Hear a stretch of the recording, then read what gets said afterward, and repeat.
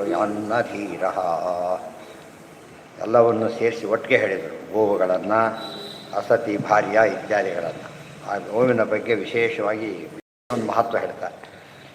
ಯಸ್ಯಾಂ ನಮೇ ಪಾವನ ಮಂಗ ಕರ್ಮ ಸ್ಥಿತಿ ಉದ್ಭವ ತ್ರಾಣ ನಿರೋಧಂ ಅಸ್ಯ ಲೀಲಾವತಾರೇ ಹಿತ ಕರ್ಮವಾಸ್ಯಾತ್ ವಂದ್ಯಾಂ ಗಿರಂ ತಾಂ ವಿಭೃಯಾನ್ನ ಧೀರ. ವಂದ್ಯವಾದ ಮಾತು. ವಂದ್ಯವಾದ ಮಾತು ಅಂದರೆ ವ್ಯರ್ಥವಾದ ಮಾತು, ಫಲ ಕೊಡದ ಮಾತು, ನಿರರ್ಥಕವಾದ ಮಾತು ಅಂತ ಅರ್ಥ. ಏನು ನಿರರ್ಥಕ ಮಾತು ಹೇಗಾಗುತ್ತೆ ಅಂದರೆ, ಯಶ್ಯಾಂ ಯಾವ ಮಾತಿನಲ್ಲಿ, ಮೇ ನನ್ನ, ಅಸ್ಯ ಜಗತ್ತಿನ, ಸ್ಥಿತಿ ಉದ್ಭವತ್ರಾಣ ನಿರೋಧಂ ಸೃಷ್ಟಿ ಸ್ಥಿತಿ ಲಯ ಮೊದಲಾದಗಳನ್ನು ಮಾಡತಕ್ಕಂಥ ಕರ್ಮ, ನನ್ನ ಕರ್ಮವನ್ನು ಯಾರು ಲೀಲಾವತಾರೇಹಿತ ಕರ್ಮ ಮತ್ತು ಲೀಲಾವತಾರಗಳಿಂದ ಮಾಡಲ್ಪಟ್ಟಂಥ ಕರ್ಮ ಇವುಗಳ ಪ್ರಸ್ತಾಪ ಬರೋದಿಲ್ವೋ ಅಂಥ ಮಾತನ್ನು ಕೇಳಬಾರ್ದು. ಮಹಿಮೆ ಇಲ್ಲದ ಮಾತೆಲ್ಲ ಕೂಡ ಏನದು ಹರಟೆ, ವ್ಯರ್ಥವಾದ ಮಾತೆ ಹೊರತು ಬೇರೆ ಅಲ್ಲ. ಇದರಿಂದ ಏನು ಹೇಳಿದಾಗಾಯಿತು? ಪರಮಾತ್ಮರ ಹಿರಿಮೆ, ಜಗತ್ತಿನ ಸತ್ಯತ್ವ ಎಲ್ಲ ಹೇಳಿದಾಗಾಯಿತು.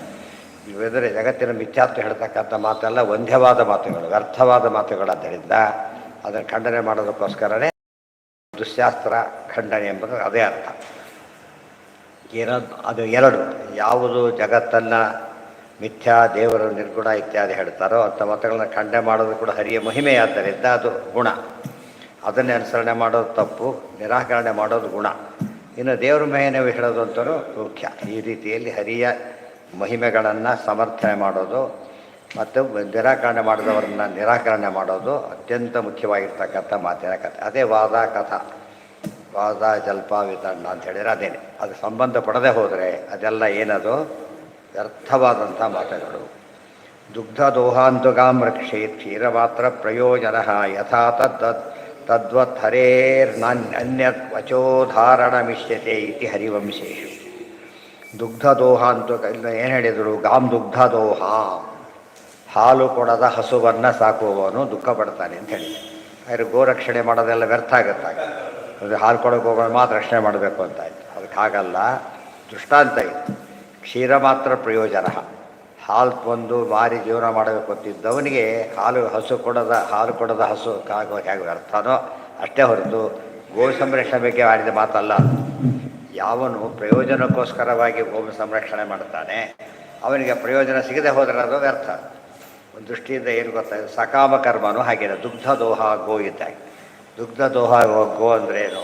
ಹಾಲು ಕೊಡದ ಗೋವು. ಹಾಲು ಅಂದ್ರೇನು? ದುಗ್ಧಂ ಗೀತಾಮೃತ. ಭಗವದ್ಗೀತೆ ಮಹಿಮೆ ಹೇಳ್ತಕ್ಕಂಥ ಮಾತುಗಳನ್ನು ಬಿಟ್ಟು ಬೇರೆ ಮಾತುಗಳನ್ನು ಹೇಳಿದರೆ ಅದು ಸಕಾಮ ಕರ್ಮವಾಗೋದ್ರಿಂದ ಅದು ನಿಷಿದ್ಧ. ಅರ್ಥ ಆಯ್ತಾ?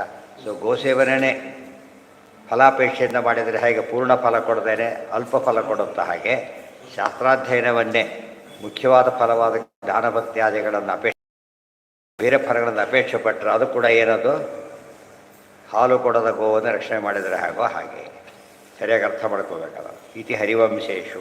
ಇದರಲ್ಲಿ ಶಾಸ್ತ್ರ ಓದೋರ್ನೂ ಬೈದಾಗಾಯಿತು, ಗೋ ಸಾಕೋರ್ನೂ ಬೈದಾಗಾಯಿತು. ಅಂದರೆ ಗೋ ಸಾಕೋದ್ರಲ್ಲ ಉದ್ದೇಶ ಅವರಿಗೆ ದುಡ್ಡು ಮಾಡೋದಿತ್ತೆ ಹೊರತು ಏನಿಲ್ಲ, ಹಾಲು ಮಾರೋ ದುಡ್ಡು ಮಾಡುತ್ತಾರೆ. ಆದ್ದರಿಂದ ಅದು ನಿಂದ್ಯವಾದ ಕೆಲಸ. ಗೋ ಸಂರಕ್ಷಣೆ ಯಾತಕ್ಕೆ ಮಾಡಬೇಕು? ಹರಿಪ್ರೀತಿಗೋಸ್ಕರ ಮಾಡಬೇಕೇ ಹೊರತು ಬೇರೆ ಪರ್ಪಸ್ಸಿ ಮಾಡಬಾರ್ದು. ಶಾಸ್ತ್ರಾಧ್ಯಯನ ಕೂಡ ದೇವ್ರ ಮಹಿಮೆಯನ್ನು ಕೇಳಿ ಸಾಧನೆ ಮಾಡೋಕ್ಕೆ ಉಪಯೋಗಿಸ್ಬೇಕೇ ಹೊರತು ಅದನ್ನು ನಮ್ಮ ಹತ್ರ ಇಲ್ಲಿ ಮಾರುವುದಿಲ್ಲ. ದೇವರ ನಾಮ ಇದೆ ಪುರಂದರದಾಸ. ವಿದ್ಯೋಪಜೀವನ ಮಾಡಬಾರ್ದು. ಇವೆಲ್ಲದಕ್ಕೂ ಉತ್ತರ ಇದೆ.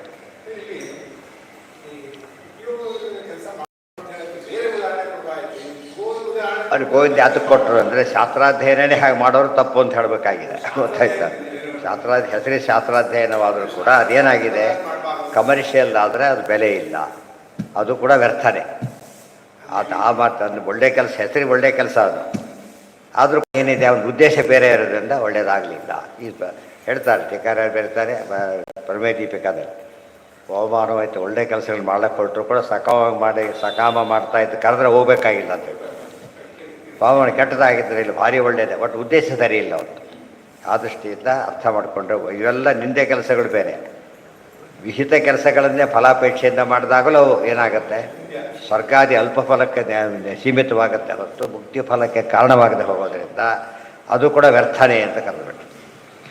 ದುಗ್ಧ ದೋಹಾಂತು ಕಾಮ್ರಕ್ಷೇ ಕ್ಷೀರ ಮಾತ್ರ ಪ್ರಯೋಜನ ಯಥಾ ತದ್ವದ್ ಹರೇರನ್ಯ ವಾಚೋಧಾರಣಮಿಷ್ಯತೆ. ಅದೇ ಹರೇರನ್ಯ ವಾಚೋಧಾರಣಮಿಷ್ಯತೆ. ದೇವರಿಗೆ ಸಂಬಂಧಿಸಿದ ವಿಚಾರಗಳನ್ನು ಮಾತುಗಳನ್ನು ಹೇಗೆ ನಾವು ಕಾಪಾಡ್ತೇವೆ ಅದೇ ಹೇಗೆ ಬರ್ತಾರೆ, ಇದು ಹಾಗೆ ಬರ್ತಾರೆ. ಗೊತ್ತಾಯ್ತಾ? ದೇವರ ಸಂಬಂಧ ಕೊಡೋದು ವೇದಾದಿಗಳೇ ಅದಕ್ಕೆ ಬ್ರಾಹ್ಮಣ ಗಾರ್ಧವ ಅಂತ ಕರೆದು ಬಿಟ್ಟಿದ್ದಾರೆ. ವೇದರ ಬಾಯ್ಪಾಠ ಮಾಡಿ ಅರ್ಥ ತಿಳ್ಕೊಡೋದು ಹೋದರೆ ಬ್ರಾಹ್ಮಣ ಕತ್ತೆ ಅಂತ ಕರೆದಿದ್ದಾರೆ.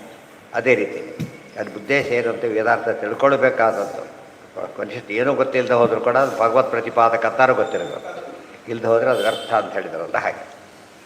ಏವಂ ಜಿಜ್ಞಾಸ ಯಾಪೋಹ್ಯ ನಾನಾತ್ವಭ್ರಮಮಾತ್ಮನಿ ಉಪಾರಮೇತ ವಿರಜಂ ಮನೋ ಮಯ್ಯರ್ಪ್ಯ ಸರ್ವಗೇ. ಹೀಗೆ ಏವಂ ಹೀಗೆ ಜಿಜ್ಞಾಸಯ ಬ್ರಹ್ಮಜಿಜ್ಞಾಸೆ ಮಾಡಿ ನಾನಾತ್ವಭ್ರಮಂ ಆತ್ಮನಿ ಅಪೋಹ್ಯ ದೇವ್ರ ಬಗ್ಗೆ ತಪ್ಪು ತಿಳುವಳಿಕೆನೆಲ್ಲ ಕಳ್ಕೊಂಡು ಬಿಟ್ಟು ನಾವು ಸಣ್ಣ ಪುಟ್ಟ ತಪ್ಪು ತಿಳುವಳಿಕೆ ತಿಳ್ಕೊಂಡ್ರೆ ಲಾಸ್ ಆಗೇ ಆಗುತ್ತೆ. ಹಿತ್ತಾಡಿಗೆ ಬಂಗಾರದ ಇಟ್ಕೊಟ್ರೆ ಅದು ಭಾರಿ ಲಾಸೇ ಅದು ಅಂತ. ಆದರೆ ಎಲ್ಲಕ್ಕೆ ದೊಡ್ಡ ಲಾಸ್ ಅಂದರೆ ದೇವರು ತಿಳಿಯೋದು ಭಾರಿ ದೊಡ್ಡ ಲಾಸ್ ಅದು. ಇವೆಲ್ಲ ಲಾಸ್ ನಮಗೆ ಅರ್ಥ ಆಗುತ್ತೆ, ಆ ಲಾಸ್ ಅರ್ಥ ಆಗೋದಿಲ್ಲ. ದೊಡ್ಡ ಲಾಸ್ ಯಾವುದು ಅಂದರೆ ಅದೇ ಸಾಹಾನಿ ತನ್ಮಹಚ್ಚಿತ್ರಂ ಸಾಶಾಂತ ಜಡಮೂಕತಃ ಎನ್ ಮುಹೂರ್ತಂ ಕ್ಷಣಂ ಆಪಿ ವಾಸುದೇವೋ ನ ಚಿಂತ್ಯತೆ. ಯಾವ ಕ್ಷಣದಲ್ಲಿ ಭಗವಂತನ ಚಿಂತನೆ ನಡೆಯೋದಿಲ್ಲ ಆ ಕ್ಷಣ ವ್ಯರ್ಥವಾದ ಕ್ಷಣ ಅಂತ ಕರೆದು. ಇವತ್ತೇನಾಗಿದೆ, ಒಂದು ಕ್ಷಣ ದುಡ್ಡು ಬರದೆ ಹೋದರೆ ವ್ಯರ್ಥವಾದ ಕ್ಷಣ. Each and every fraction of a second ಏನಾಗ್ತಿರಬೇಕು, ಎದ್ದರೆ ಕೂತ್ರೆ ದುಡ್ಡು, ಆ ಥರ ಕಾನ್ಸೆಪ್ಟ್ ಬಂದಿದೆ. ಅಷ್ಟೇ.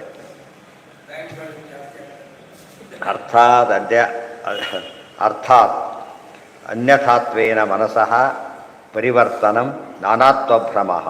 ವಿಷಯ ಬಿಟ್ಟು ಬೇರೆ ಕಡೆ ಮನಸ್ಸು ಹೋಗೋದಕ್ಕೆ ಅಂತ ಕರೀತಾರೆ, ನಾನಾತ್ವಭ್ರಮೆ ಅಂತ ಕರೀತಾರೆ. ಭ್ರಮೆ ಒಳಗಾಗಬಾರ್ದು ಅಂದರೆ ಬೇರೆ ಯಾರಿಂದನೂ ಕೆಲಸ ಆಗತ್ತೆ ಅನ್ನೋದು ತಪ್ಪು ಕೆಲಸ.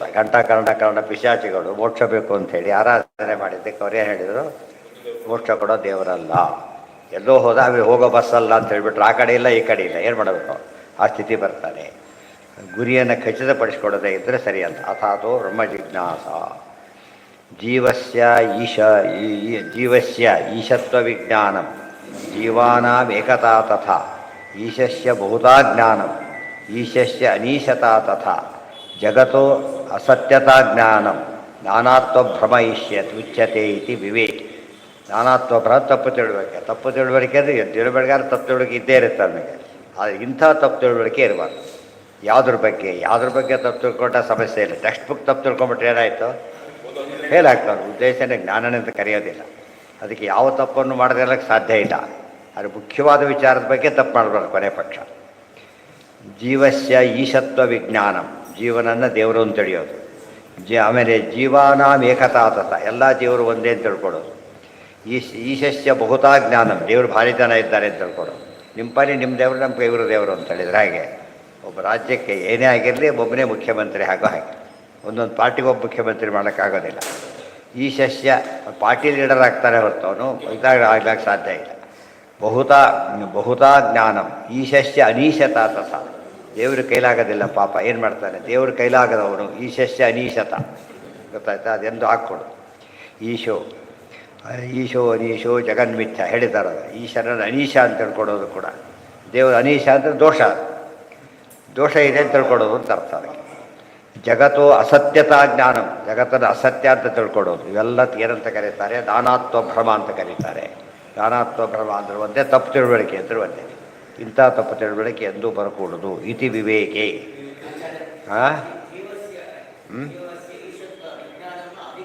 ಎಲ್ಲಿದೆ, ಏನಿದೆ ಇಲ್ಲಿ? ಜೀವಸ್ಯ ಈಶತ್ವವಿ, ಜೀವನನ್ನು ಈಶಾ ಅಂತ ತಿಳಿಯುವಿಕೆ ಅಲ್ಲ. ಜೀವನನ್ನು ಈಶಾ ಅಂತ ತಿಳಿಯೋದು ಏನಾಯ್ತು, ಅದು ವಿಜ್ಞಾನದಿಂದ ಗಟ್ಟಿಯಾಗಿ ತಿಳಿಯೋದು. ಮತ್ತೆ ಸುಮ್ಮನೆ ತಿಳಿಯೋದಲ್ಲ, ವಿಜ್ಞಾನ ವಿಶೇಷವಾಗಿ ತಿಳಿಯೋದು, ಸರಿಯಾದ ಜ್ಞಾನ ಅಂತ ಅರ್ಥ. ಹಠ ಹಿಡಿದು ತಿಳಿಯೋದು. ವಿಪರೀತ ತಿಳ್ಕೊಂಡ್ಬಿಡುತ್ತೆ ಆಚಾರ ಅಂತಿದ್ರು, ಗೊತ್ತಾಯ್ತು ಬಿಟ್ಬಿಟ್ರು. ಇದು ದುರಾಗ್ರಹ ಇತ್ತು ತಿಳ್ಕೊಂಡ್ರೆ ತಪ್ಪು. ಅದಕ್ಕೆ ವಿಜ್ಞಾನ ವಿಚಾರ ಮಾಡಿ ಕೂಡ ಹೇಳ್ತೀನಿ ರೀ, ಇದು ತಪ್ಪೆ. ಯಾವುದೋ ಜೀವೇಶ್ವರನ ಭೇದ ಒಪ್ಲಕ್ಕೆ ಬರೋದಿಲ್ಲ. ಇದು ಅಂದರೆ ಬರೀ ತಪ್ಪು ತಿಳುವಳಿಕೆ ಇದ್ದರೆ ಅದು ಕ್ಷಮ್ಯ, ರಿಪೆಂಟೆನ್ಸ್ ಬಂದರೆ ಇನ್ನೂ ಒಳ್ಳೆಯದು. ಅದು ಇದು ಮಾತ್ರ ಹಠ ಇದರಲ್ಲಿ. ದುರ್ಯೋಧನ ಆಯ್ಬೇಕಾದ್ರೂ ಕೂಡ ದೇವ್ರನ್ನ ಬೈದೇ ಸಾಯ್ತಾನಲ್ಲ ಹಾಗೆ. ಬ್ರಹ್ಮ ಪರಮಂ, ಒಂದಲ್ಲ ಒಂದು ಸ್ಟೇಜಲ್ಲಿ ತಪ್ಪು ತಿಳುವಳಿಕೆ ಇರುತ್ತೆ, ಇಲ್ಲ ಅಂತಲ್ಲ. ಅದು ಕಳ್ಕೊಳ್ಳೋಕೆ ಇಷ್ಟಪಡಬೇಕೆ ಹೊರತು ಅದನ್ನೇ ಗಟ್ಟಿ ಮಾಡ್ಕೊಳ್ತಾ ಹೋಗ್ಬಾರ್ದು. ಸಿಂಪಲ್ಲಾಗಿ ಹೇಳೋದಾದ್ರೆ ಯಥಾರ್ಥ ಜ್ಞಾನ ಗಟ್ಟಿ ಮಾಡಿಕೊಳ್ಳೋದು ದೇವ್ರ ಬಗ್ಗೆ, ಅದು ಸಾತ್ವಿಕರ ಸಾಧನೆ. ದೇವ್ರ ಬಗ್ಗೆ ತಪ್ಪುಗಳಿಗೆ ಗಟ್ಟಿ ಮಾಡಿಕೊಡೋದು ಅವ್ರ ಸಾಧನೆ ಅಷ್ಟೇ, ನಡೀತಾನೇ ಇರುತ್ತದೆ ಯಾವಾಗ. ಉಳಿದ ಸಾಧನೆಗಳ ಇದು ಪೂರಕ ಅಷ್ಟೇ, ಒಟ್ಟದೇನೆ. ಯಾವುದು ನ್ಯೂಟ್ರಲ್ ಆಗಿರೋದು ರಾಜಸರ ಸಾಧನೆ, ಆ ಕಡೆ ಇಲ್ಲ ಈ ಕಡೆ ಇಲ್ಲ, ಆ ಕಡೆ ಅಲ್ಲೂ ಚಪ್ಪಾಳೆ ಇಲ್ಲ ಇಲ್ಲೂ ಚಪ್ಪಾಳೆ ಹಾಕ್ತಾರೆ ಹೊರತು ಅವ್ರು ಏನಿಲ್ಲ, ಈ ಕಡೆ ಗಮನ ಇಲ್ಲ. ಇದು ನಿಷ್ಠೆ ಆಗ್ಬೇಕಂತ ಅವ್ರ ಪ್ರಕಾರ ಅವ್ರು ಸರಿ, ಇವ್ರ ಪ್ರಕಾರ ಇವ್ರು ಸರಿ, ಅದು ಬೇರೆ ಮಾತಾಡೋದು. ಮತ್ತೆ ಅದ್ಯಾಕೆ ಸರಿ ಹೋಗುತ್ತೆ? ವಿಚಾರ ಮಾಡಿದಾಗ ಅವನ ವಿಚಾರ ಬೇರೆ, ಆಬ್ಜೆಕ್ಟಿವ್ ವಿಚಾರ ಬಂದಾಗ ಎಲ್ಲರಿಗೂ ಒಂದೇ ಆಗಬೇಕು. ಅವನೇ ಒಂದು ಪದಾರ್ಥ ಅವ್ನು ಇಷ್ಟ ಇಲ್ಲ, ಅದು ಬೇರೆ ವಿಚಾರ. ಇಷ್ಟ ಇಲ್ಲ ಅಂಬೋದು ವೈಯಕ್ತಿಕ ಆಯಿತು, ಆದರೆ ಅದು ವಸ್ತುರೇ ಅಲ್ಲ ಅಂತ ಹೇಳಬಾರ್ದು. ಅದು ವಸ್ತು ಹೌದು, ನಮಗೆ ಬೇಡ ಅಷ್ಟೇ. ನಮಗೆ ಬೇಡ ಅಂತ ಹೇಳೋದು ವೈಯಕ್ತಿಕ, ವಸ್ತು ಏನೋ ಸರಿಯಾಗಿ ತಿಳ್ಕೊಳ್ಳೋದು ಕರ್ತವ್ಯ. ಜಗತ್ತೋ ಅಸತ್ಯತಾ ಜ್ಞಾನಂ ಅಷ್ಟಾದಮೇಲೆ ತ್ವಂ ಬ್ರಹ್ಮ ಪರಮಂ ವ್ಯೋಮ ಪುರುಷಃ ಪ್ರಕೃತಿ ಪರಃ ಅವತೀರ್ಣೋಸಿ ಭಗವನ್ ಸ್ವೇಚ್ಛಾ ಸ್ವೇಚ್ಛೋಪಾತ ಪೃಥಕ್ ವಿಭು ಪೃಥಕ್ ವಪು. ಉದ್ಧವ ಮಧ್ಯೆ ಸ್ತೋತ್ರ ಮಾಡೋ ಮಾತುಗಳು. ತ್ವಂ ಬ್ರಹ್ಮ ಪರಮಂ ವ್ಯೋಮ ಪುರುಷಃ ಪ್ರಕೃತಿ ಪರಃ, ಪ್ರಕೃತಿಗಿಂತ ಲಕ್ಷ್ಮಿಗಿಂತ ದೊಡ್ಡವನಾದ ದೇವರು ನೀನು. ವ್ಯೋಮ ಅಂದರೆ ಆಕಾಶಾದಿಗಳಿಗೆ ನಿಯಾಮಕ, ನಿತ್ಯ ವಸ್ತುಗಳಿಗೂ ನಿಯಾಮಕ, ಪರಮ ಸರ್ವೋತ್ತಮ, ಹೀಗೆಲ್ಲ ಸ್ತೋತ್ರ ಮಾಡ್ತಾನೆ. ಅವತೀರ್ಣೋಸಿ ಭಗವನ್, ಅವತಾರ ಮಾಡಿದ್ದೀನಿ ನೀನೀಗ. ಹೇಗೆ? ಸ್ವೇಚ್ಛಾ ಉಪಾತ್ತ ಪೃಥಕ್ ವಪು, ಸ್ವೇಚ್ಛೆಯಿಂದ ಸಂಭವಾಮಿ ಆತ್ಮಮಾಯ. ಅಲ್ಲಿ ಮಾಯ ಶಬ್ದಕ್ಕೆ ಇಚ್ಛೆ ಅಂತ ಮಾಡಿದ್ದಾರೆ ಇಲ್ಲಿಗ, ಗೊತ್ತಾಯ್ತಾ? ಮಾಯೆ ಅಂತ ಅರ್ಥ ಮಾಡಬಾರ್ದು. ನಾನೂ ಮಾಯೆಗೊಳಗಾಗಿ ಸೃಷ್ಟಿ ಆಗ್ತೇನೆ ಅಂತ ಅರ್ಥ ಮಾಡಿದ್ರೆ ಹೇಗಿರುತ್ತೆ, ಅದೆಲ್ಲ ತಪ್ಪು. ಜಗತ್ತು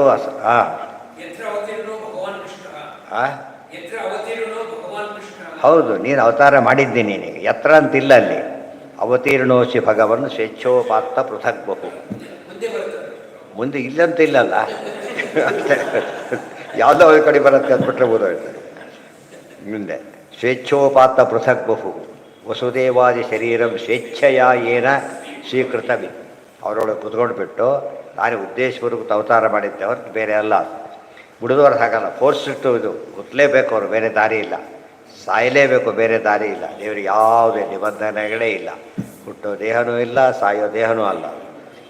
ಬಂದಾದರೂ ಸ್ವೇಚ್ಛೆಯಿಂದ ಬಂದಿದ್ದಾನೆ. ನಿತ್ಯಾನಂದ ಶರೀರೋಪಿ ವಸುದೇವಾದಿ ದೇಹಗಃ ಪ್ರದರ್ಶಯೇ ಜನಿಂ ಸ್ವಸ್ಯ ನಿತ್ಯಂ ದೇಹ ವಿವರ್ಜಿತಃ ವಸುದೇವಾದಿ ದೇಹೇಶು ಪ್ರವೇಶಸ್ತಸ್ಯ ಭಣ್ಯತೆ ದೇಹೋಪಾದನಮಿತಿ ತು ಹಿ ಅನ್ಯೋ ದೇಹಯಿಷ್ಯತೆ ನಾಹಿ ಅನ್ಯೋ ದೇಹಯಿಷ್ಯತೆ.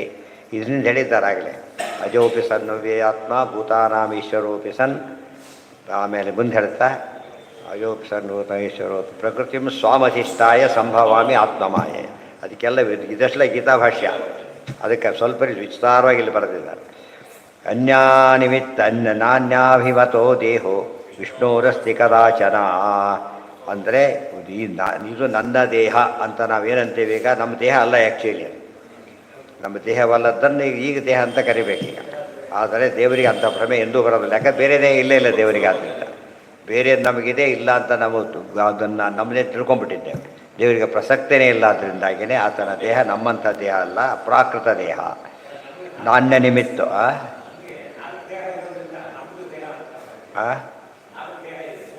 ಅದಕ್ಕೆ ಹೇಳಿದ್ದು ಮೂರು ನಮ್ಮವಲ್ಲವು, ಬಿಟ್ಟೋಗೋದು ಒಂದು ಮಾತ್ರ ಸ್ವರೂಪ, ಎಲ್ಲವೂ ಅಲ್ಲ. ಸ್ವರೂಪ ದೇಹ ಮಾತ್ರ ನಮ್ಮದು, ಅದ್ರ ಬಿಟ್ಟೋಗ್ಬಿಟ್ಟು ಸತ್ತೋ ಬಿಡ್ತಾನೆ ಸ್ವರೂಪ. ಉಳಿದೆಲ್ಲ ಅದಲ್ಲ. ಅನ್ಯಾಭಿಮತೋ ದೇಹೋ ವಿಷ್ಣುರಸ್ತಿ ಕದಾಚನ ಅಥೋ ಅಶರೀರೋ ಭಗವಾನ್ ಪುತ್ರತಾಭಿಮತಿಸ್ತು ಯಾ ವಸುದೇವಾದಿ ಕಾರಣಂತೂ ಶೈವ ಮಿಥ್ಯಾಮತಿರ್ಭವೆ. ಆದ್ದರಿಂದ ವಸುದೇವನ ನಿಮಿತ್ತ ಮಾಡ್ಕೊಂಡು ಅವತಾರ ಮಾಡಿದರೆ ಅಂದರೆ ಸರಿಯೇ. ವಸುದೇವನ ಮಗ ನಮ್ಮರ್ಥಲ್ಲಿ ತಿಳ್ಕೊಂಡ್ರೆ ತಪ್ಪೆ. ಅನ್ಯಾಹಂ ಭಾವಯುಗ್ದೇಹ ಏವಾಸೌ ಹರಿರಾಸ್ಥಿತಃ. ಉಳಿದವರಿಗೆ ಸೌಂದು ಪಡೆದ ನನ್ನದೇ ದೇಹ ಅನ್ನೋ ದೇಹದಲ್ಲಿ ಬಂದಿದ್ದಾನೆ ಹೊರತು ಪರಮಾತ್ಮ ನಮ್ಮಂತೆ ನಮ್ಮದಲ್ಲ ದೇಹವನ್ನು ನಮ್ಮದು ಅಂತ ತಿಳಿದಿಲ್ಲ, ಅದೆಂದೂ ತಿಳಿಯೋದಿಲ್ಲ ಕೂಡ. ದೇಹ ತನಗಿಲ್ಲೂ ಕೂಡ ನ ತದನ್ನೇಷು ದೇಹೇಶು ಕಚಿತ್ತಸ್ಯ ಪ್ರವೇಶನಂ.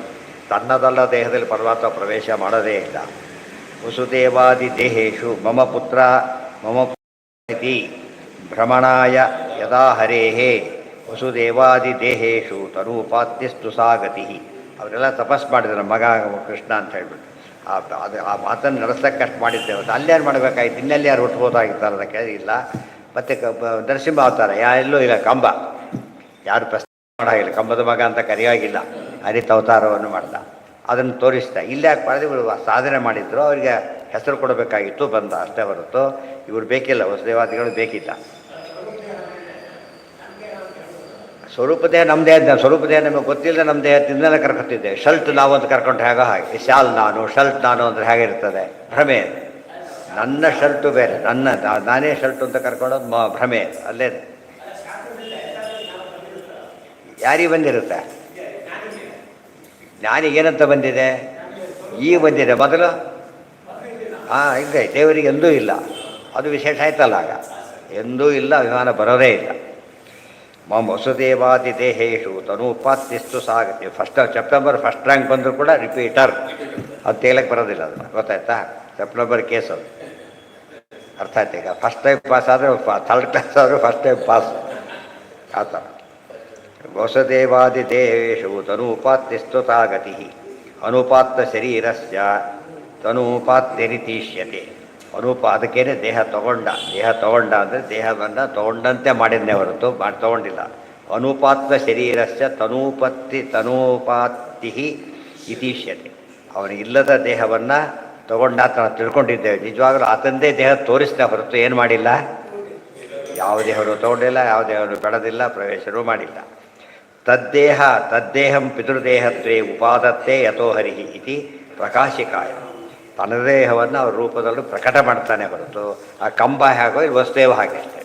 ಅಲ್ಲಿ ಕಂಬ ವಸುದೇವ ದೇವ ದಶರಥ ದೇವರೆಲ್ಲ ಕೂಡ ಹಾಗೆ. ಜ್ಞಾತ್ವಾಥ ಏ ವೈ ಮಾಂ ಯಾವಾನ್ಯಶ್ಚಾಸ್ಮಿ ಯಾದೃಶಃ ಭಜಂತ್ಯನನ್ಯ ಭಾವೇನ ದೇವೇ ಭಕ್ತತಮಾಮತಾಃ. ಇದೆಲ್ಲ ಭಗವದ್ಗೀತೆಯಲ್ಲಿ ಹಾಗೆ ಬಂದಿದೆ. ಯಾವಾನ್ಯಶ್ಚಾಸ್ಮಿ ತತ್ವತಃ ಭಗವದ್ಗೀತೆಯಲ್ಲಿ ಹಾಗೇ ಇದೆ ಮಾತು.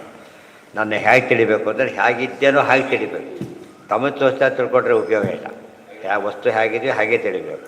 ಯಾವಾನ್ ಯಶ್ಚ ಅಸ್ಮಿ ತತ್ವತಃ, ನಾನು ಯಾರು, ಎಂಥವನು, ಎಷ್ಟರವನು ಎಂಬುದು ತತ್ವತಃ ತಿಳಿಬೇಕು. ಭಜಂತಿ ಅನನ್ಯ ಭಾವೇನ ತಿಳ್ಕೊಂಡ ಮೇಲೆ ಅನನ್ಯ ಭಾವ ಅಂದ್ರೇನು? ಅನನ್ಯ ಭಕ್ತಿ. ಅನನ್ಯ ಚಿಂತೆಯಂತೋ ಭಾವ ಅಂದರೆ ಭಕ್ತಿ. ಭಾವ ಅಂದರೆ ಭಕ್ತಿ. ಬೇರೆ ಕಡೆ ಮನಸ್ಸಾಗ್ತಾನೆ. ತದನಂ ಬಹುಲೋಕ ವಿಚಿಂತನಯ. ಆ ರೀತಿ ಮಾಡಬೇಕು. ಅವ್ರು ಯಾರು ಗೊತ್ತಾ ನಮಗೆ? ದೇವೇ ಭಕ್ತ ತಮಾಮತಃ. ಭಕ್ತತರ ಭಕ್ತತಮ, ಅತ್ಯಂತ ಶ್ರೇಷ್ಠ ಭಕ್ತರು ಅವರೆಲ್ಲ ಕೂಡ. ಯಾವ ಕಾಲಕ್ಕೂ ಸರಿಯಾದ ತಿಳುವಳಿಕೆಗೆ ಗಮನ. ಉಳಿದೇನ ಹೆಚ್ಚು ಕಡಿಮೆ ತಲೆ ಕೆಡಿಸ್ಕೊಂಬೋದಿಲ್ಲ ಅವರು. ಯಾವ್ದು ಹೆಚ್ಚು ಕಡಿಮೆ ಆಗಬಾರ್ದು? ದೇವ್ರ ಬಗ್ಗೆ ಹೆಚ್ಚು ಕಡಿಮೆ ತಿಳುವಳಿಕೆ ಬರಬಾರ್ದು. ಉಳಿದ ಲಾಸ್ ಅಲ್ಲ, ಉಳಿದಕ್ಕೇನೂ ಅಲ್ಲ. ನಿಜವಾದಕ್ಕೇನಂದರೆ ಹರಿಸ್ಮರಣೆ, ನಿಜವಾದ ಲಾಸ್ ಅಂದರೆ ಹರಿವಿಸ್ಮರಣೆ ಅಷ್ಟೇ. ಅದು ಹೇಳ್ತಾರೆ, ಸಂಪದೋ ನೈವ ಸಂಪದ, ವಿಪದೋ ನೈವ ವಿಪದ, ಸಂಪದೋ ಸಂಪದ. ವಿಪತ್ತುಗಳಲ್ಲ, ಸಂಪತ್ತುಗಳಲ್ಲ. ವಿಪನ್ನಾರಾಯಣ ವಿಸ್ಮೃತಿ, ಸಂಪನ್ನಾರಾಯಣ ಸ್ಮೃತಿ. ನಾರಾಯಣ ಸ್ಮರಣೆ ಬಂತು ಅಂದರೆ ದೊಡ್ಡ ಸಂಪತ್ತು, ಬರಲಿಲ್ಲ ಅಂದರೆ ಅದು ವಿಪತ್ತು. ಬೇರೆ ಊರಿಗೆ ಹೋಗಿರ್ತಾನೆ, ಭಾರಿ ದೂರ, ಪ್ಲಸ್ ಸ್ಥಿತಿಯಲ್ಲಿರ್ತಾನೆ, ಫೋನ್ ನಂಬರ್ ಮರ್ತೋಗ್ಬಿಟ್ಟಿದೆ, ಎಟ್ಕಾಯ್ತ ಸ್ಮರಣೆ ಬರಲಿಲ್ಲ. ಅದೇನು ಎಲ್ಲ ಗೊತ್ತಿದ್ದು ಎಲ್ಲ ಇದ್ದಾರೆ, ಅವ್ರು ಕಾಡ್ಲಿಕ್ಕೆ ಅವ್ರು ರೆಡಿ ಇದ್ದಾರೆ, ಹೋಗ್ಲಿಕ್ಕೆ ಇವತ್ತು ತಯಾರಿರ್ತಾನೆ, ಲಿಂಕ್ ಆಗ್ತಾಯಿಲ್ಲ. ಹಾಗಾಗಿದೆ ಸ್ಮರಣ, ಗೊತ್ತಾಯ್ತಾ? ವಿಸ್ಮರಣೆ ಬಂದ್ಬಿಟ್ಟು ಅಷ್ಟು ತಕ್ಷಣ ಜ್ಞಾಪಕ ಆಯ್ತು, ಗುಣಾಗ್ಬಿಡ್ತಾನೆ, ಸರಿ ಆಡ್ದಾಗ್ರಿಂದ ಆಯ್ತು, ಗೆದ್ದೋಗ್ಬಿಟ್ಟ ಅಲ್ಲಿಗೆ. ಆ ಥರ ಇರ್ಬೋದು. ಅದೇ ಯಾರವರು ಕೈ ಕೊಟ್ಟರು ಕೊಡ್ಬೋದು, ಇವತ್ತೆ ದೇವ್ರು ಹಾಗಲ್ಲ, ಎಂದೆಂದೂ ಕೈ ಬಿಡೋದಿಲ್ಲ. ಆದ್ದರಿಂದ ದೇವ್ರ ಸ್ಮರಣೆ ಯಾತಕ್ಕೆ ಮಾಡಬೇಕು? ಸಿಂಪಲ್ ಆನ್ಸರ್, ಎಂದೂ ಕೈ ಬಿಡದವನಾದ್ರಿಂದ ಸ್ಮರಣೆ ಮಾಡಬೇಕು. ಉಳಿದ ಸ್ಮರಣೆ ಗ್ಯಾರಂಟಿ ಇಲ್ಲರಿ, ಅವ್ರಿಗೆ ಉಪಯೋಗಿಲ್ಲ ಅಂತ ಹೇಳ್ತಾರಲ್ಲ ಹಾಗೆ. ಉಳಿದು ಯಾರು ಕೂಡ ಗ್ಯಾರಂಟಿ ಮೋಕ್ಷಕ್ಕೆ ಶೂರ್ ಮಾಡೇ ಅಲ್ಲ ಅಂತಲೇ ಹೇಳ್ಬಿಟ್ಟಿದ್ದಾರೆ ಫಸ್ಟ್ ಅವರು. ಆದ್ದರಿಂದ ದೇವರ ಸ್ಮರಣೆ ಮಾಡೋದಕ್ಕೆ ಅದೊಂದು ಕಾರಣ. ಗುಣಪೂರ್ಣ, ದೋಷ ದೂರ, ಅವೈಲಬಲ್ಲು, ಬಂದೇ ಬರ್ತಾನೆ, ಏನೂ ಕೇಳೋದಿಲ್ಲ. ಎಷ್ಟು ಪಾಯಿಂಟ್ಸ್ ಇದೆ, ಎಲ್ಲ ಪ್ಲಸ್ ಪಾಯಿಂಟ್ಗಳೇ, ಉಳಿದ ಎಲ್ಲ ಮೈನಸ್ ಪಾಯಿಂಟ್ಗಳೇ. ಸಿಕ್ಕರು ಚಾರ್ಜ್ ಸಿಕ್ಕಾಬಟ್ಟೆ ಚಾರ್ಜ್ ಮಾಡ್ತಾರೆ. ಆ ಥರ ಆಗಬಾರ್ದು. ಹೌದು. ಜ್ಞಾತ್ವೇತಿ ವಿಪ್ಸ. ಜ್ಞಾತ್ವಾ ಅದನ್ನು ತಿಳಿದು ಮತ್ತೆ ತಿಳಿಬೇಕು ಅಂತ ಅರ್ಥ. ಪುನಃ ತಿಳಿಬೇಕು. ಎಷ್ಟು ತಿಳ್ಕೊಂಡ್ರು ಕೂಡ ಹೇಳ್ತಾರೆ, ಇದರಲ್ಲಿ ಬಂದೇ ಇದೆ. ಶ್ರುತ್ವ ಏನಾಗಬೇಕು? ಕೃತಾವರ್ತನ ಹೇಳ್ತಾರೆ, ಶ್ರುತ್ವ ಧರ್ಮಂ ವಿಜಾನಾತಿ, ಶ್ರುತ್ವ ತ್ಯಜತಿ ದುರ್ಮತಿ, ಶ್ರುತ್ವ ಜ್ಞಾನಮಾಪ್ನೋತಿ, ಶ್ರುತ್ವ ಮೋಕ್ಷಂಚ ಗಚ್ಚತಿ. ಶ್ರುತ್ವ ನಾನು ಕೇಳ್ತಾ ಅಂತ ಹೇಳಿದಾಗ ಏನಾಯಿತು? ಯಾರು ವಿಶೇಷವಾಗಿ ಅವನಿಗೆ ಬರುತ್ತೆ. ಆದ್ದರಿಂದ ಒಂದ್ಸರ್ತಿ ಕೇಳಿದರೆ ಸಾಲದು. ಆವೃತ್ತಿ, ವೀಪ್ಸ ಅಂದರು ಒಂದೇ, ಆವೃತ್ತಿ ಅಂದರು ಒಂದೇ. ಆವೃತ್ತಿ ಅಸಕೃತ ಉಪದೇಶ, ಅದನ್ನು ಆವೃತ್ತಿ ಮಾಡಬೇಕು. ಜ್ಞಾತ್ವಾ ಜ್ಞಾತ್ವೇತಿ ದೀಪ್ಸ ಅಂದ್ರೇನು? ಅದು ಆಗಲೇಬೇಕು ಅಂತ ಒತ್ತು ಕೊಡು, ಬನ್ನಿ ಬನ್ನಿ ಅಂತೀವಲ್ಲ, ಬರಲೇಬೇಕು ಅಂತ ಅರ್ಥ. ಬರಲೇಬೇಕಾದ್ರು. ಜ್ಞಾತ್ವಾಪಿ ಮಮ ಮಾಹಾತ್ಮ್ಯಂ ತತ್ರೋತ್ಸುಕತೆಯ ಪುನಃ ವಿಶೇಷಾಚ್ಚ ವಿಶೇಷೇಣ ಜ್ಞಾತ್ವಾ ಮಾಮಶ್ನುತೆ ಅಧಿಕಮ್ಮಿತಿ ವಿಜ್ಞಾನೇ. ಜ್ಞಾತ್ವಾಪಿ ಮಮ ಮಾಹಾತ್ಮ್ಯಂ, ನನ್ನ ಮಹತ್ವ ಗೊತ್ತಾಗಿದೆ ಅವರಿಗೆ, ಆದರೆ ಉತ್ಸುಕತೆ ಭಾರಿ ಇದೆ, ಅದು ಮತ್ತೆ ಕೇಳ್ತಾರೆ. ವಿಶೇಷಾಚ್ಚ ವಿಶೇಷೇಣ ಜ್ಞಾತ್ವ, ಮತ್ತು ವಿಶೇಷ ಇರೋದ್ರಿಂದ ಯಾರು ಅವ್ರು ಹೇಳ್ತಾರೆ ಆಗಿರ್ಬೋದು, ಇವ್ರು ಹೇಳ್ತಾರೆ ಕೇಳಿದ್ದೇನೆ, ಇಲ್ಲಿ ಕೇಳಬೇಕು, ಭಾವನೆ ಇದ್ದೇ ಇರುತ್ತೆ, ಅವ್ರಿಗೊಂದು ಬಿಡೋದಿಲ್ಲ. ಜ್ಞಾತ್ವ ಮಾಮ್ ಅಶ್ನುತೆ ಅಧಿಕಂ, ಈ ರೀತಿ ತಿಳಿದಷ್ಟು ಅಧಿಕವಾಗುತ್ತೆ. ಯಾವುದೋ ಸ್ವೀಟ್ ಭಾರಿ ಬೇಕಾಗಿದೆ, ಬೇಕಾಗಿದ್ದು ಬೇಡ ಕೇಳ್ತಾರೆ, ಬೇಕಾಗಿ ತೊಟ್ಟೆ ತುಂಬಿದೆ ನೋಡಬೇಡ ಸ್ವಲ್ಪ ಹಾಕ್ಸೋತಾರೆ, ಅಲ್ಲಿ ಮತ್ತೆ ಕೊಟ್ಬಿಟ್ರೆ ಸ್ವಲ್ಪ ತೊಗೊಂಡು ಕ್ಯಾರಿಯರ್ಗೆ ಹಾಕೋತಾರೆ, ಮನೆಗೆ ಹೋಗ್ತಾರೆ. ಇನ್ನೊಬ್ರು ಯಾರು ಕೊಟ್ಟು ಅದ್ರೂ ತೊಗೋತಾರೆ, ಯಾಕೆ ಬೇಕೇ ಬೇಕಾಗಿದೆ ಅವರಿಗೆ.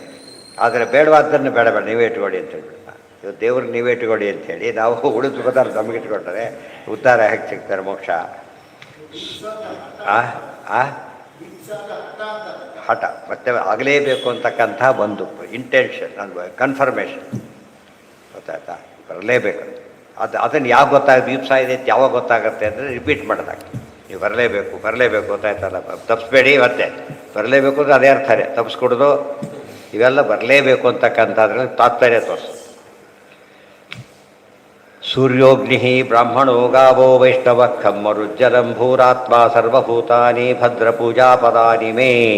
ಮುಂದೆ ಹೇಳ್ತಾ ನನ್ನ 11 ಕಡೆ ಪೂಜೆ ಮಾಡಬೇಕು ಅಂತ ಹೇಳ್ತಾ, 11 ಕಡೆ ಪೂಜೆ ಮಾಡಬೇಕು. ಒಂದು ಕಡೆ ಪೂಜೆ ಮಾಡೋದೇ ಕಷ್ಟ ಆಗಿದೆ, 11 ಕಡೆ ಪೂಜೆ ಮಾಡಬೇಕು ಅಂತ. ಯಾವ್ಯಾವುದು? ಸೂರ್ಯ, ಅಗ್ನಿ, ಬ್ರಾಹ್ಮಣ, ಗಾವ, ವೈಷ್ಣವ, ಖಂ, ಮರುತ್, ಜಲಂ, ಭೂ, ಆತ್ಮ, ಸರ್ವಭೂತಾನಿ ಭದ್ರ ಪೂಜಾಪದಾನಿ ಮೇ. ಪದ ಅಂದರೆ ಸ್ಥಾನ, ಪೂಜಾ ಸ್ಥಾನಗಳಿಷ್ಟಿವೆ. ಸೂರ್ಯ, ಸೂರ್ಯ ಗಾಯತ್ರಿ ಜಪ ಮಾಡಿದ್ರೆ ಸೂರ್ಯ. ಆಮೇಲೆ ಬ್ರಾಹ್ಮಣ, ಬ್ರಾಹ್ಮಣ ಸುವಾಸಿನಿ ಭೋಜನ, ಬ್ರಾಹ್ಮಣರಲ್ಲಿ ವಿಶೇಷದಲ್ಲಿ ಬ್ರಾಹ್ಮಣೋ ಬ್ರಾಹ್ಮಣ ಪ್ರಿಯ, ಆದ್ದರಿಂದ ಅಲ್ಲಿ ಮಾಡಬೇಕು. ಆಮೇಲೆ ಗಾವ, ಗೋವುಗಳಲ್ಲಿ ಮಾಡಬೇಕು, ಗೋಬ್ರಾಹ್ಮಣ ಹಿತಾಯ ಚ. ವೈಷ್ಣವ, ವೈಷ್ಣವರು ಬ್ರಾಹ್ಮಣ ವೈಷ್ಣವ ಎರಡೆರಡಿದೆ. ವೈಷ್ಣವ ಅಂತ ಹೇಳಿದರೆ ವಿಷ್ಣು ಭಕ್ತ, ಬ್ರಾಹ್ಮಣ ಅಂತ ಹೇಳಿದರೆ ಬ್ರಾಹ್ಮಣ ಪ್ಲಸ್ ವಿಷ್ಣು ಭಕ್ತ. ವಿಷ್ಣು ಭಕ್ತಲ್ಲದ ಬ್ರಾಹ್ಮಣ ಅಂತ ಅರ್ಥ ಅಲ್ಲ ಅದಕ್ಕೆ. ವೈಷ್ಣವ ಅಂತ ಹೇಳಿದರೆ ಬ್ರಾಹ್ಮಣೇತರರು ಆಗಿದ್ದರೆ ವೈಷ್ಣವಗೆ ಆಗಿದೆ. ಅಲ್ಲಿಗೆ ಯಾವ ಬ್ರಾಹ್ಮಣೇತರ ಇದರ ಎಕ್ಸಾಂಪಲ್ ಏನಲ್ಲ, ಬ್ರಾಹ್ಮಣ ಅಲ್ಲ, ಆದರೆ ವೈಷ್ಣವ. ಇವರು ದುರ್ಯೋಧನ ಕ್ಷತ್ರಿಯರು, ಆದರೆ ಅವರು ಇವರು ಶುದ್ಧ ಯೋಗ್ಯರು, ಕೌಂಟೆ ಆಗೋದು, ಅವ್ರ ಜೊತೆ ಮಾತಾಡೋದಿಲ್ಲ ಅಂತ ಹೇಳ್ತಾರೆ ವೇದವ್ಯಾಸ. ಬರೋದಿಲ್ಲ, ಅದಕ್ಕೆ ವೈಷ್ಣವ ಅಂತ ಹೇಳಿಬಿಟ್ರು. ವೈಷ್ಣವರಲ್ಲಿ ಬ್ರಾಹ್ಮಣ. ನಮ್ಮ ಸಿಟಿಜನ್ ಅಂದರೆ ಎಲ್ಲರೂ ಬಂದುಬಿಡ್ತಾರೆ. ಸಿಟಿಜನ್ ಅಂದರೆ ಇರೋನೆಲ್ಲ ಸಿಟಿಜನ್ನೇ, ಆದರೆ ಹಾಗಲ್ಲ. ಅಲ್ಲಿ ಬೇರೆ ತಗೊಂಡು ಆಫೀಸರ್ ಇವನಲ್ಲ. ಸಿಟಿಜನ್ ಎಂಬುದು ದೇಶದ ಒಂದು ರೆಕಗ್ನಿಷನ್. ಉಳಿದೆಲ್ಲ ಕೂಡ ಅದಿಲ್ಲದೇ ಮುಂದೆ ದೇಶದಲ್ಲಿ ಇರ್ಲಿಕ್ಕೆ ಅರ್ಹತೆಯೇ ಬರೋದಿಲ್ಲ, ಹೋಗಿಬಿಡ್ತಾರೆ ಅವರಿಗೆ. ಯಾವುದಕ್ಕೆ? ಹಾಂ, ಹೌದು, ವೈಷ್ಣವ ಹೇಳ್ತಾರೆ.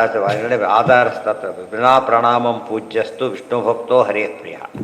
ವಿನಾ ಪ್ರಣಾಮ, ಒಳ್ಳೆ ಸಾತ್ವಿಕ ಬ್ರಾಹ್ಮಣನಲ್ಲ ಆತ. ಪೂಜೆ ಅಂದ್ರೇನು? ಗೌರವಿಸೋದು ಅಂತ ಅರ್ಥ. ಗೌರವಿಸ್ಬೇಕು. ನಮಸ್ಕಾರ ಬಂದು ಮಾಡಬೇಕಾಗಿಲ್ಲ, ಅಷ್ಟೇ ಹೊರತು ಉಳಿದೆಲ್ಲ ಮಾಡಬೇಕು. ನಮಸ್ಕಾರ ಬಿಟ್ಟು, ಚಿಕ್ಕವರು ಬಂದಲ್ಲಿ ದೇವ್ರನ್ನ ಕಾಣಬೇಕು ಅಂದ್ರೆ ನಮಸ್ಕಾರ ಬಿಟ್ಟು ಉಳಿದೆಲ್ಲ ಮಾಡಬೇಕು. ದೊಡ್ಡವರು ನಮಸ್ಕಾರನೂ ಮಾಡಬೇಕು, ಇಷ್ಟೇ ವ್ಯತ್ಯಾಸ. ಕಾಮನ್, ಪ್ರೀತಿ ವಿಶ್ವಾಸ ಇಬ್ಬರಲ್ಲೂ ಕಾಮನ್ನು ತೋರಿಸ್ಬೇಕು. ಅವ್ರ ಯೋಗ್ಯತೆ ನೋಡಿಕೊಂಡು, ಆ ತಾರತಮ್ಯ ಬಿಡ ಆಗಿಲ್ಲ.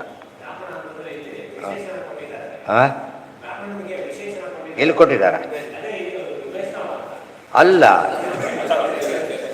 ಬರೀ ಬ್ರಾಹ್ಮಣರ ವೈಷ್ಣವ ಬ್ರಾಹ್ಮಣನ ಮಾಡಿ, ವೈಷ್ಣವ ಬ್ರಾಹ್ಮಣೇತರನ್ನು ಮಾಡಿ ಅಂತೇಳಿ ಅರ್ಥ ಆಯ್ತು. ಬ್ರಾಹ್ಮಣೇತರ ವೈಷ್ಣವನಾದ್ರೂ ಸರಿ, ಇವನಪ್ಪ ಅವನು ಪೇಟ್ರಿಯಾಟ್.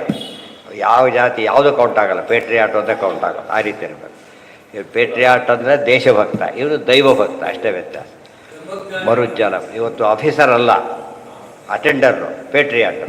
ಆಫೀಸರು ಕರಪ್ಟು, ಪೇಟ್ರಿಯಾಟ್ ಅಲ್ಲ ಕರಪ್ಟು. ಅವನ್ನ ಬ್ಯಾನ್ ಮಾಡಿ ಅವನು ಸೇರಿಸಿ ಅಂತಾರಲ್ಲ ಹಾಗೆ. ಆಫೀಸರು ಪೇಟ್ರಿಯಾಟ್, ಭಾರಿ ಒಳ್ಳೆ, ತಪ್ಪೇನಿಲ್ಲ. ಮರುತ್ ವಾಯುವಿನಲ್ಲಿ ಮಾಡಬೇಕು, ಜಲಂ ನೀರಲ್ಲಿ ಮಾಡಬೇಕು, ಗೊತ್ತಾಯ್ತಾ? ಭೂಮಿಯಲ್ಲಿ ಮಾಡಬೇಕು, ಆತ್ಮ ದೇಹದೊಳಗೆ ಮಾಡ್ಕೋಬೇಕು, ಸರ್ವಭೂತಾರಿ ಎಲ್ಲ ಪ್ರಾಣಿಗಳನ್ನ ಮಾಡಬೇಕು. ವಿದ್ಯಾವನೆಯ ಸಂಪನ್ನೆ ಬ್ರಾಹ್ಮಣೇ ಗವಿಹಸ್ತಿ. ಎಷ್ಟಾಯ್ತು ಎಣಿಸ್ಬೇಕಲ್ಲ? 12 ಆಯ್ತು, ಎಲ್ಲಿ ಜಾಸ್ತಿ ಎಣಿಸ್ಬಿಟ್ಟಿದೆ. ಸೂರ್ಯ, ಅಗ್ನಿ, ಬ್ರಾಹ್ಮಣ, ಗಾವ ಎಷ್ಟು? ವೈಷ್ಣವ, ಖಮ್ಮು, ಮರುತ್ತು, ಜಲಂ, ಆತ್ಭೂಹು, ಆತ್ಮ, ಸರ್ವಭೂತಾನಿ. ಭದ್ರ ಸೇರಿಸಬಾರ್ದು, ಭದ್ರ ಬಿಡ್ಬೇಕಂತ. ಭದ್ರ ಸೇರಿಸ್ಬಿಟ್ರೆ ಆಚರಣೆ ಆಗುತ್ತೆ. ಆಮೇಲೆ ಪೂಜಾ ಭಯ ಭದ್ರ ಒಳ್ಳೆಯವನೇ ಉದ್ಧವ, ಅದಕ್ಕೆ ಹೇಳ್ತೀನಿ ಕೇಳು ಅಂತ ಅರ್ಥ. ಅವು ಗುಡ್ ಫೆಲೋ ಅಂತ ಹೇಳ್ತೀವಲ್ಲ ಹಾಗೆ. ಭದ್ರ ಪೂಜಾ ಸೌಮ್ಯ, ವತ್ಸ, ತಾತ, ಅಂಗ ಇವೆಲ್ಲ ಕೂಡ ಹೌದು. ದೇವರಿಗೆ ಹೆಸರೇ ಬ್ರಾಹ್ಮಣ ಅಂತೇಳಿ. ರೂಪ ಬ್ರಾಹ್ಮಣ ಅಂತ ದೇವರ ಹೆಸರಿದೆ. ಧ್ಯಾನ ಕ್ರಿಯಾ ಈಗ ಅವೆಲ್ಲ ಹೇಳ್ತಾರೆ. ಎಲ್ಲದಕ್ಕೂ ಬರೆಯೋದಿಲ್ಲ, ಕೆಲವು ಮಾತ್ರ ಹೇಳ್ತಾರೆ. ವೈಷ್ಣವರಲ್ಲಿ ಹೇಗೆ ಪೂಜೆ ಮಾಡಬೇಕು? ಬಂಧು ಸತ್ಕೃತ್ಯ, ಬಂಧುವಿನಂತೆ ನೋಡಬೇಕು. ಬಾಂಧವ ವಿಷ್ಣು ಭಕ್ತಾಶ್ಚ. ನಾವು ಹಾಗಲ್ಲ, ಬಂಧುಗಳು ಮಾತ್ರ ವೈಷ್ಣವರು. ವೈಷ್ಣವರು ಬಂಧುಗಳಲ್ಲ, ಬಂಧುಗಳು ಮಾತ್ರ ವೈಷ್ಣವರು. ಅವೈಷ್ಣವರು ಆಗಿದ್ದರೂ ಕೂಡ ಅವರೊಬ್ಬರೇ ಎಲಿಜಿಬಲ್ ಅಂತೆ. ಆ ಥರ ಭ್ರಮೆ ಬಂದುಬಿಟ್ಟೆ. ಅದು ಎಷ್ಟು ಬ್ರಾಡ್, ಅಲ್ಲಿ ಬರೋ ಅರ್ಥ ವಿಶಾಲವಾಗಿ ನೋಡಿಯಂತೆ. ಇವ್ರು ಮಾಡಿಕೊಡಂತ ಸಂಕ್ಷಿಪ್ತ ಅರ್ಥ ಮಾಡಿಕೊಡು. ಒಳ್ಳೆಯವರು, ನಮ್ಮವ್ರು ಮಾತ್ರ ಒಳ್ಳೆಯವರು, ಒಳ್ಳೆಯವರಿಗೆಲ್ಲ ಗೌರವಿಸಿ, ನಮ್ಮ ಮಾತ್ರ ಒಳ್ಳೆಯವರು. ಈ ಭ್ರಮೆ ಬಂದರೆ ಏನಾಯ್ತು ಅಲ್ಲಿಗೆ? ಪಕ್ಷಪಾತ ಇರಬಾರ್ದಾಗಿ. ಹಾಂ ಹಾಂ ಏನಂತ? ಹೌದು, ಈ ಬಂಧು ಮೊಹ ತೆಗೆದು ಹಾಕಿಬಿಡು ನನಗೆ ಅಂತ ಹೇಳಿ. ಬಂಧುತ್ವ ಮೊಹ ತೆಗೆದು ಬಿಡು ಅಂದರೆ ಬಾಂಧವ್ಯ ಬಿಡಿಸೋಂಥ ಅರ್ಥ ಅಲ್ಲ. ಬಂಧುತ್ವ ನಿಮಿತ್ತ ನೋಡಬಾರ್ದು. ನಾನು ಏನಂತ ನೋಡಬೇಕು? ನಿನ್ನ ಭಕ್ತರು ಅಂತ ನೋಡಬೇಕು. ಅದು ದೊಡ್ಡ. ಇಲ್ಲಿ ಮೆರಿಟ್ ಬೇಸಿಸ್ ಅಂತ ಹೇಳೋದಿಲ್ಲ. ಆಫೀಸ್ಗಳು ಏನೇ ಸೆಲೆಕ್ಷನ್ ಮಾಡೋಕೆ ಮೆರಿಟ್ ಬೇಸಿಸ್ ಅಂತೀವಲ್ಲ ಹಾಗೆ. ಭೂರಾತ್ಮ, ಗಾವ, ಗೋವುಗಳಲ್ಲಿ ಗೊತ್ತೇ. ಗೋವಂತು ಯವಸಾದಿನ, ಅದೆಲ್ಲ ಡೀಟೇಲ್ಸ್ ಹೇಳ್ತಾರೆ. ವ್ಯವಸ ಅಂದ್ರೇನು? ಅದಕ್ಕೆ ಹುಲ್ಲು ಕಾಳು ಕೊಡೋದು. ಅದು ಅದೇ ನಮಸ್ಕಾರ ಹಾಕಿದ್ದಪ್ಪ, ಒದ್ದಾಡ್ತಿದೆ, ಬಾಯಾರಿಕೆ ಆಗಿದೆ, ಅದಕ್ಕೆ ಹಸಿವೆ ಆಗಿದೆ, ಕೊಡ್ತಾ ಇಲ್ಲ. ಯಾರೋ ಬಂದಿದ್ದಾರೆ ಪಾಪ, ಹಸಿವೆ ಆಗಿದೆ, ನಮಸ್ಕಾರ ಮಾಡಿದ್ದೆ ಮತ್ತೆ ಮತ್ತೆ ಸಾಕು ಬಂದಿರೋ ಯಾಕೆ ಅಂತ ಹೇಳ್ತಾರೆ. ಅಂದರೆ ಭಕ್ತಿ ತೋರಿಸೋ ರೀತಿ ಇರಬೇಕಲ್ಲ. ಸುಮ್ಮನೆ ಉಪಚಾರ ಆಗುತ್ತೆ ಅಷ್ಟೇ, ಅರ್ಥನೇ ಇಲ್ಲ ಅದು. ಅದಕ್ಕೆ ಗೋವುಗಳಿಗೆ ಹೇಗೆ ಮಾಡಿ, ಸೂರ್ಯನಲ್ಲಿ ಸೂರ್ಯೇತು ತ್ರಯ್ಯಾ ವಿದ್ಯಾ, ಗಾಯತ್ರಿ ಜಪ ಮಾಡಿ. ಬ್ರಾಹ್ಮಣರಲ್ಲಿ ಈ ರೀತಿ ಆಧಾರದಿಂದ ಗೋಚಿಸಿ. ಪಶವ, ಅದಕ್ಕೆ ಊಟಕ್ಕೆ ಬ್ರಾಹ್ಮಣರು ಕರೆದೆ, ಆದ್ರೆ ಬಂದವರಿಗೆಲ್ಲ ಊಟ ಹಾಕಿ. ಎಷ್ಟು ಡಿಫ್ರೆನ್ಸ್ ಇದೆ ನೋಡಿದರೆ. ಊಟಕ್ಕೆ ಕರಿಬೇಕಾದ್ರೆ ಏನಾಗಿರ್ಬೇಕು ಅವನು, ಆದರೆ ಬಂದವರು ಯಾರೇ ಆಗಿದ್ದರೆ ಮತ್ತೆ ಕೇಳಬಾರ್ದು, ಹಾಕಬೇಕು. ಎರಡು ಭಾಗ ಇದೆ. ಇದು ಬಹಳ ಸೂಕ್ಷ್ಮ, ಧರ್ಮ ಸೂಕ್ಷ್ಮ. ಹಾಂ, ಏನು ಕೇಳಬೇಕಾಗಿಲ್ಲ. ಅನ್ನಕ್ಕೆ ಕ್ಷುಜಿತಂ ಪಾತ್ರ. ಹಸಿವಾಗಿ ಅನ್ನ ಬೇಕು ಅಂದರೆ ಕೊಟ್ಟರು. ನಿಮ್ಮ ಶತ್ರುವಾಗಿದ್ದರೂ ಕೊಡಿ, ಆಯಿತಾ. ಖೇ ಧ್ಯಾನ ನಿಷ್ಠಯ ಹೃದಯ. ಆಕಾಶದಲ್ಲಿ ಎಲ್ಲಿ ಪೂಜೆ ಮಾಡಬೇಕು? ಆಕಾಶದಲ್ಲಿ. ಈ ಆಕಾಶ ಅಲ್ಲ, ಹೃದಯಾಕಾಶದಲ್ಲಿ ಪೂಜೆ, ಮಾನಸ ಪೂಜೆ ಮಾಡಿ ಅಂತ ಅರ್ಥ ಅದಕ್ಕೆ. ಆಮೇಲೆ ಧ್ಯಾನ ನಿಷ್ಠಯ, ಧ್ಯಾನ ಮಾಡೋದು. ವಾಯವು ಮುಖ್ಯ ಧಿಯ, ವಾಯುದೇವರಲ್ಲಿ ಯಾತಕ್ಕೆ ಮಾಡಬೇಕಂದ್ರೆ ಎಲ್ಲದೂ ಕಾಮನ್ ಫ್ಯಾಕ್ಟರ್. ಭಾರತೀಯ ಮುಖ್ಯ ಪ್ರಾಣ ಉಪನಿಷತ್ತು ಹೇಳಿದೆ, ಭಾಗವತ ಹೇಳ್ತಾ ಇದೆ. ವಾಯುದೇವರಲ್ಲಿ ಮುಖ್ಯ ಧಿಯ, ಮುಖ್ಯ ಪ್ರತಿಮಾ ಅನ್ನೋ ಧಿಯ. ವಾಯುದೇವ್ರ ಮುಖ್ಯ ಪ್ರತಿಮೆ. ಯಾವುದೇ ಪ್ರತಿಮೆ ಹೇಳೋದು ಒಳಗೆ ಮುಖ್ಯ ವಾಯುದೇವರು ಇದ್ದಾರೆ. ಮತ್ತೆ ಉಳಿದು ವಾಯುದೇವ್ರ ಪ್ರತಿಮೆ ಮಾಡಿಕೊಂಡ್ರೆ ಡೈರೆಕ್ಟ್ ದೇವ್ರ ಪೂಜೆ ಮಾಡ್ಬೋದು. ಆದರೆ ಉಳಿದವ್ರನ್ನ ಮಾಡಿಕೊಂಡು ವಾಯುದೇವ್ರು ಇರಲೇಬೇಕು. ಅರ್ಥ ಆಯ್ತಾ? ಅದಕ್ಕೋಸ್ಕರ ವಾಯು ಮುಖ್ಯ ಧಿಯ. ಅದಕ್ಕೆಲ್ಲ ಮಾಡೋಕ್ಕೆ ಸಾಧ್ಯನೇ ಇಲ್ಲ. ಸರ್ವಭೂತಾನಿ ಭೂರಾತ್ಮ ವಾಯು ಮುಖ್ಯ ಧಿಯ ತೋಯೆ ದ್ರವ್ಯೈ ತೋಯ ಪುರಸ್ಕೃತ. ದ್ರವ್ಯದಲ್ಲಿ ತೋಯ, ನೀರಲ್ಲಿ ಈಗ ಅರಿಕೆ ಬಡಿತೇವೆ, ಅದನ್ನು ಹಾಕ್ತೇವೆ, ಅರಿಕೆ ಕುಪ್ಪಿ, ಅದೆಲ್ಲ ದೇವರು, ಅದರಲ್ಲಿ ಪೂಜೆ. ಅಭಿಷೇಕ ಮಾಡ್ತೇವೆ, ಕಲಶ ಪೂಜೆ ಮಾಡ್ತೇವೆ.